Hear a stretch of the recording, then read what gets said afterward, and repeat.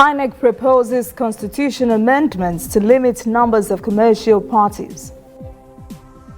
Ethiopian Airlines proposes partnership with Nigeria in establishing a national carrier.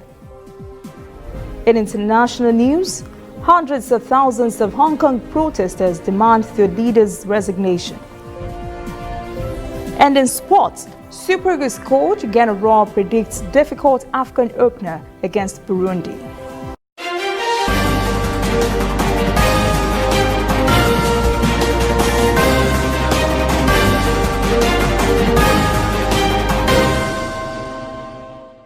This is ANN News. I am Olajumoke Olatunji. The Independent National Electoral Commission, INEC, says it is considering proposing alterations to constitutional provisions regarding registration and deregistration of political parties in the country, as well as timelines for filing some pre-election cases. INEC says there are commercial platforms masquerading as political parties. The Commission says it's registered the 93rd political party, Boot Party, through the instrumentality of the court. It had initially declined to register the Political Party Association. It says the present framework for the registration of political parties is inadequate to guarantee the registration of qualitative, membership-driven and ideological-propelled political parties. The Electoral Authority says some of the political parties are mere platforms and have no concrete and visible presence in most states of the Federation. As a result, the Commission says it will also propose a rational and democratic threshold for getting on the ballot. INEC says it will propose a constitutional amendment that will align the 21 rule in the 2010 Electoral Act, the resolution of pre-election issues, and activation of issuance of certificates of return. Lagos State Governor Babajide Sanwo-Olu is standing tough on traffic offenders and is establishing soon special courts that would try traffic law violators in Lagos State. It says those convicted by such special courts would serve their punishment at the point of contravention. It says the government would not spare anyone, irrespective of status. The governor declared zero tolerance for flouting traffic rules. He said the task of realizing the Greater Lagos project would be difficult without the support of residents. And a little word of wisdom for Lagosians: the fall of Lagos State Traffic Management Agency LASTMA may be the beginning of wisdom for all Lagos motorists, as the law enforcement officers have now toughened their stance on traffic law violators. The new administration has returned LASTMA to status quo, with possibility of heavier sanctions, a vehicle forfeiture, or 200,000 Naira penalty after court trial for a range of offences. Governor Babajide Sanwo-Olu has restored security backups and towing vans for traffic law enforcement operations.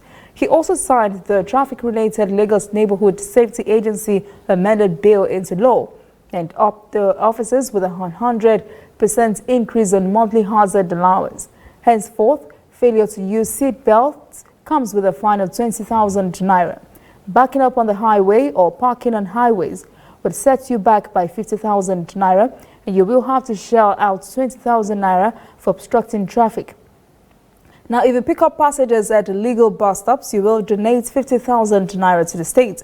Oh yes, if you're fond of driving on BRT lanes, you will need to load up with 70,000 Naira before doing so. That is the fine you will have to pay when arrested. And of course, the word is enough for the wise. The African Development Bank has expressed optimism that Nigeria, the largest country on the continent, will soon ratify the African Continental Free Trade Area Agreement, which was adopted in March last year. 22 countries have so far ratified it, so the Free Trade Agreement seeks to create a single market for goods and services and movement of persons to deepen continental economic integration. AFDB's Industrial and Trade Development Director, Dr. Abdul Mokhtar, says Nigeria is an important country for the trade agreement. He says Nigeria will have to ratify the agreement if it is to be effective, useful, and really worthwhile. Ethiopian Airlines says it is ready to partner with Nigeria in a planned national carrier. The airline said Nigeria, with such huge passenger traffic, needs a government-backed airline. Ethiopian Airlines says it has the technical know-how, equipment and personnel necessary to partner with Nigeria on the planned national carrier. Ethiopian Airlines Managing Director for International Services, Esaias Haliu, says the company has succeeded in all partnerships it has established with many countries in Africa to set up carriers. The East African carrier and Africa's largest national airline also hinted that it plans to introduce a second frequency into Lagos and plans to connect the United States from Nigeria if approved by the Nigerian government. Well, wonders will never cease. There was a case of a government worker that recently claimed a snake swallowed 3 million naira of funds belonging to her employer. Now, Kano Governor Abdullahi Ganduje has ordered the State Anti-Corruption Commission to probe claims by Kano Zoological Gardens that a gorilla in the state-owned zoo swallowed almost 7 million naira. The governor has directed the commission to look into the immediate and remote circumstances surrounding the claim and unearth everything surrounding the incident. The animal was said to have swallowed 6.8 million naira generated by the zoo as gate fees from visitors to the zoo, particularly during the Eid al-Fitr celebrations. Animals and reptiles have suddenly become money hungry in Nigeria. Osun State has been listed among the 21 states across the Federation to benefit from the World Bank grant for its fiscal transparency. State Supervisor for Finance Bola Oyebamiji says beneficiary states would use the grant for further development. Oyebamiji says Osun State's financial prudence, transparency and accountability helped it to make the list. The state government has inaugurated a steering committee chaired by Oyebamiji to plan ahead so the state would meet and sustain the program's eligibility criteria.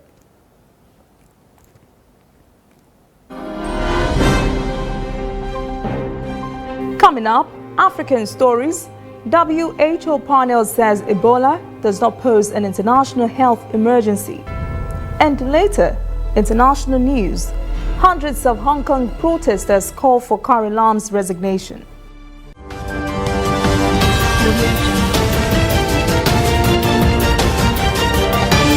You are watching ANN. This used to be me.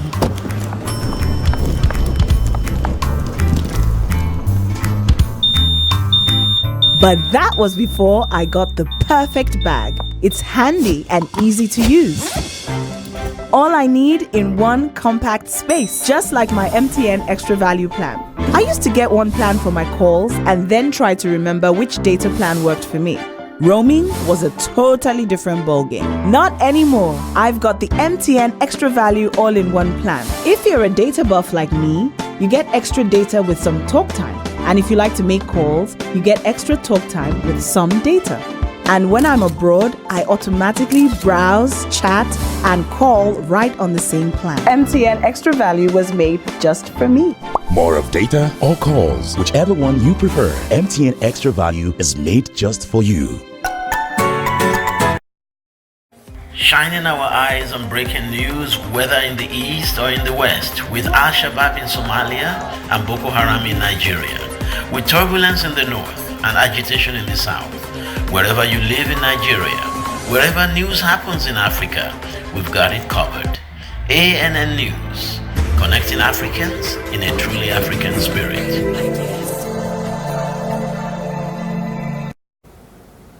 Welcome back. This is ANN News. Now to stories around Africa.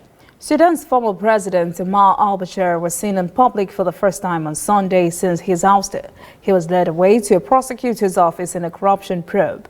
The deposed al-Bashir has been under arrest in the capital, Khartoum, since the military removed him from office in April, as protests raged for weeks against his 30-year rule.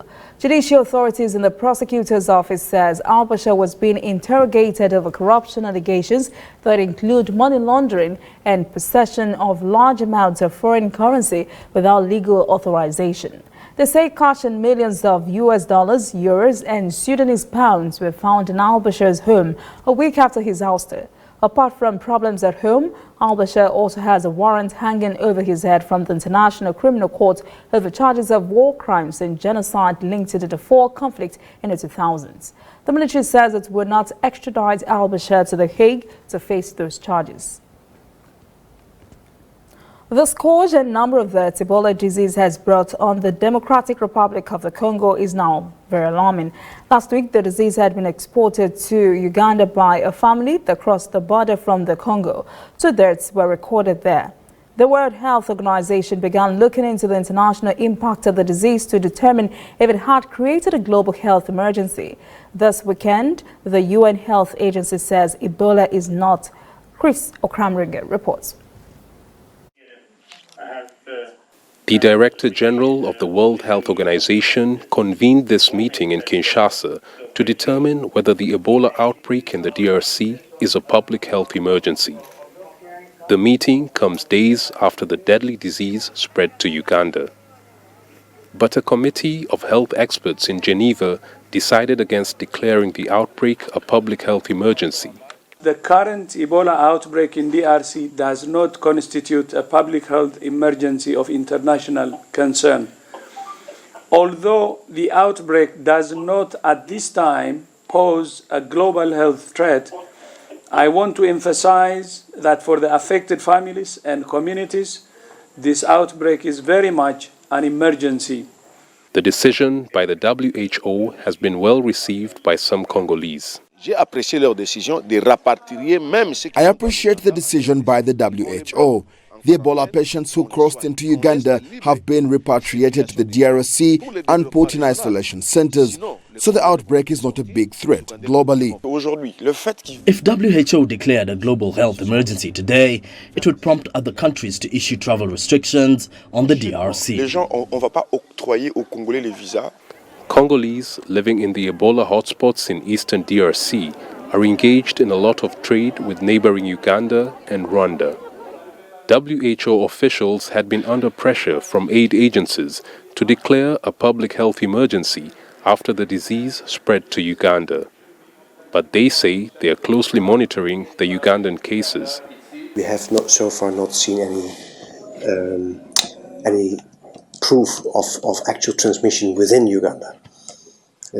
Yeah, so we have cases coming from DRC that were positive, and we have contacts, and those contacts are being followed, and then we have to wait and see. According to the DRC Health Ministry, the Ebola outbreak has claimed more than 1,400 lives since August last year. Close to 600 patients have been cured so far. Health experts from the World Health Organization expressed concern at the negative impacts that would likely occur if they declared the outbreak an international health emergency, particularly trade and travel restrictions that countries would impose on the DRC. That would ultimately have a devastating impact on the country's economy. Somali Islamic insurgents have claimed responsibility for attacks in Somalia and Kenya. Officials said 8 Kenyan police were killed with a roadside bomb near the border between the 2 countries on Saturday, while another 8 died in a bombing the same group carried out in the Somali capital, Mogadishu. 3 Kenyan police reservists were kidnapped on Friday from the same area in Wajir district, northeast Kenya, were also claimed by the militants. Police spokesman Charles Owino says the vehicle that was hit by the roadside bomb was carrying 11 policemen when they came under attack. 8 bodies were found, 2 were rescued but in critical condition. In Mogadishu, Al-Shabaab detonated 2 bombs. The second blast killed 8 persons and injured 16. Cameroon authorities are reporting the killings of 4 policemen by separatist fighters who are said to have used bombs for the first time. 6 others were wounded in the attack in the English-speaking southwestern town of Yujum. 2,000 persons have been killed in the conflict that began 3 years ago. 200 internally displaced persons met in Yaoundé on Sunday to look into the increasing violence in their region. Cameroon Communications Minister Emmanuel Sadi has confirmed the attack. He said the policemen were on peacekeeping mission to Manju when they were killed. The separatists have recently showcased on social media bombs they claimed to have purchased and smuggled into their country.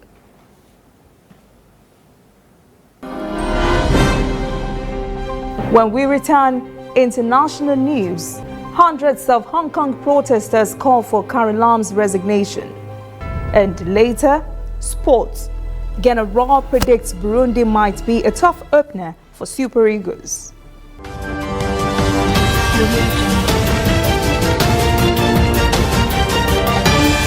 You are watching ANN.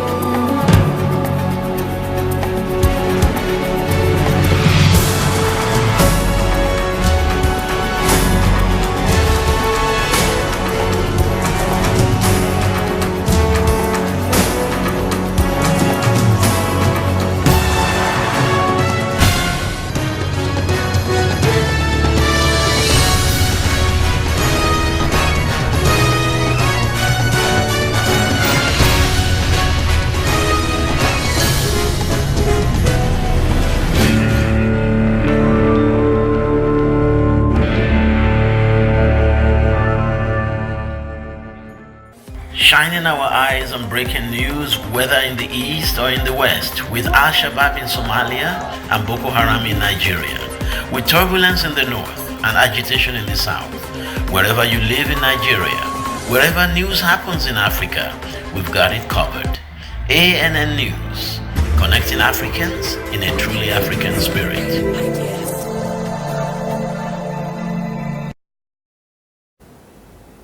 Welcome back. This is ANN News. The World Event. Hundreds of thousands of protesters in Hong Kong took to the streets on Sunday, calling for the resignation of the city's pro-Beijing leader, Carrie Lam. Democracy activist Joshua Wong, just released from prison on Monday, joined the call for Lam's resignation and said he would soon join the massive protest against an extradition law that sparked the protest. Wong was one of the leaders of the 2014 umbrella movement and had spent 2 months in prison on charges related to those protests. Authorities reopened roads on Monday near government headquarters after hundreds of thousands of protesters wearing black marched on Sunday against the controversial bill that would allow for extradition of criminals to mainland China for trial. Shopping in government districts were at a standstill as organizers say 2 million persons took part in the demonstrations. Chief Executive Carrie Lam had announced the suspension of the controversial bill on Saturday, but protesters said the march would continue on Sunday until the bill is permanently revoked. Many protesters and pro-democracy legislators have called the extradition bill an evil bill or evil law, which they see as an infringement on Hong Kong's autonomy, which was promised to the former British colony until 2047. Contest to become the UK's next Prime Minister is heating up, and Conservative Party candidates in that contest are warning that a healthy and real contest rather than a coronation for front-runner Boris Johnson must take place. Johnson, who was formerly Foreign Secretary, has a wide lead after the first round of voting by Tory lawmakers. On Sunday, he received the backing of Esther Markville, one of the candidates eliminated from the race last week. 6 contenders remain, with Johnson by far the favorite. Lawmakers are set to narrow the field this week in a series of elimination votes. The final 2 names will be put to a vote of Conservative members nationwide. Some say that stage could be skipped if Johnson is too far ahead. Home Secretary Sajid Javid, who is in the 5th place, said it is important to have a robust final round. U.S. President Donald Trump now has another reason to boast. A tiny Jewish settlement in the Golan Heights has been renamed Trump Heights. Israeli Prime Minister Benjamin Netanyahu and U.S. Ambassador to Israel David Friedman went on hand on Sunday when the tiny Bruchim settlement was officially renamed. Trump, who celebrated his 73rd birthday on Friday, tweeted, "Thank you, Prime Minister Netanyahu and the State of Israel, for this great honor." This small settlement has a population of 10. The Israeli cabinet renamed it as a sign of gratitude to Trump for recognizing Israel's sovereignty over the Golan Heights. Israel seized the territory from Syria in the Six-Day War in 1967 and annexed it in 1981.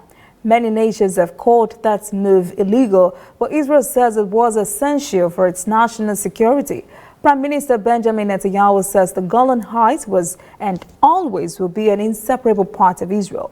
Opposition lawmakers Zurich Hakti called naming the area after Trump a cheap public relations stunt. A massive blackout has hit Argentina and Uruguay on Sunday morning, paralyzing local traffic and affecting people's daily life.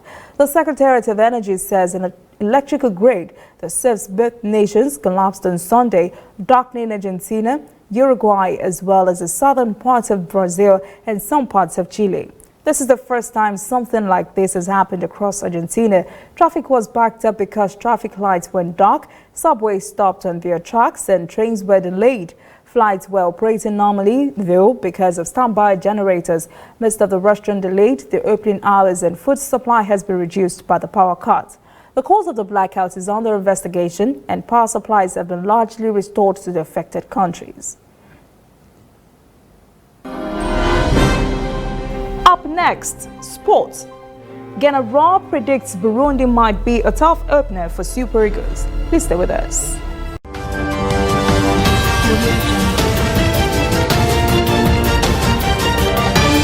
You are watching ANN. There is a new all-news network on the scene in Nigeria to give news from a purely news perspective and to promote free information flow across Africa. Fresh views, unbiased, bold, with a purely African view. African News Network, ANN, in a truly African spirit.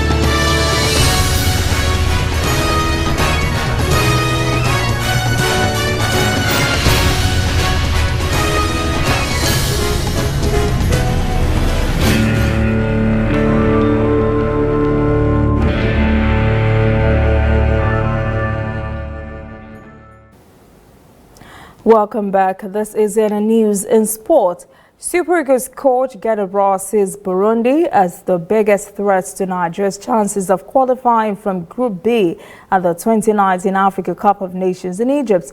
Nigeria faced Burundi in their opening game in Alexandria on Saturday before games against Guinea and Madagascar on the following week. Raw admits the underdogs will have nothing to lose, taking on the three-time winners, but warned that his team will play offensive football. Embattled Kano Pillars FC captain Rabiu Ali has said that the allegations leveled against him were not true in the violence that erupted at Agege Stadium during a match against Rangers FC. From the video that surfaced online, Ali was alleged to have felt the violence and was consequently banned for 12 matches by the league management company. Kano Pillars were also fined 8 million naira and ordered to play 3 home matches behind closed doors. When contacted by a newspaper, Ali said he did not incite violence, has speculated, and that he did not attack referee Adebimpe Quadri. He claims to have been wrongly accused. That is ANN News this evening. Thank you for joining us. For details on these and other stories, visit our website, annafrica.news. Conversation continues on our social media platforms, Twitter, Instagram, and Facebook at ANN Africa TV. I am Olajumoke Olatuji. Have a pleasant evening.